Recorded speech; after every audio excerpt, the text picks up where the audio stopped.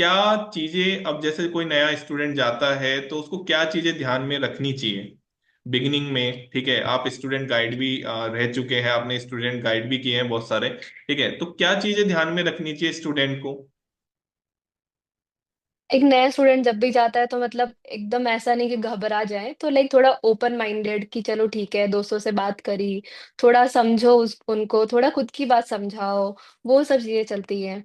अब ऐसा नहीं है कि तुम सिर्फ एक ही दोस्त से बात करके तुम रह गए, हो सकता है कि तुम किसी और से बात करो, तुम्हें कुछ नई चीजें पता लगे जिससे तुम्हारा इंटरेस्ट किसी और चीज में डेवलप हो जाए। लाइक मेरी एक दोस्त थी, and she was an aeronautical branch, aerospace branch. And starting में शी हैज नो आइडिया कि उसको करना क्या है and all. And once she met a senior जो कि फ्रीलांसिंग कर रहे थे, and we had no idea what is freelancing, ये सब क्या होता है।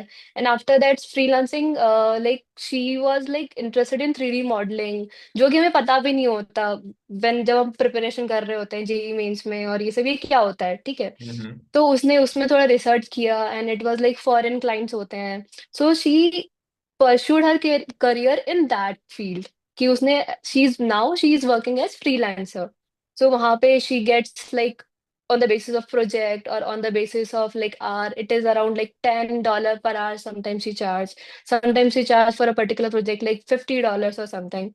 सो एक अलग करियर भी तुम जा सकते हो, ये नहीं है कि तुम पहले से एक सेट ऑफ माइंड के साथ आते हो वहां पे, लेकिन हो सकता है कि तुम कुछ और करियर में चले जाओ, तो उसके लिए थोड़ा ओपन रहो कि हाँ, कि ये भी मैं कर सकता हूँ। तो अलग अलग फील्ड लाइक तुम ट्राई करो अब कॉलेज में, स्पेशली फर्स्ट ईयर में सब ट्राई करो कि क्या क्या मैं कर सकता हूँ या कर सकते हो। तो मेरा क्या इंटरेस्ट है, क्या can I do this for life time.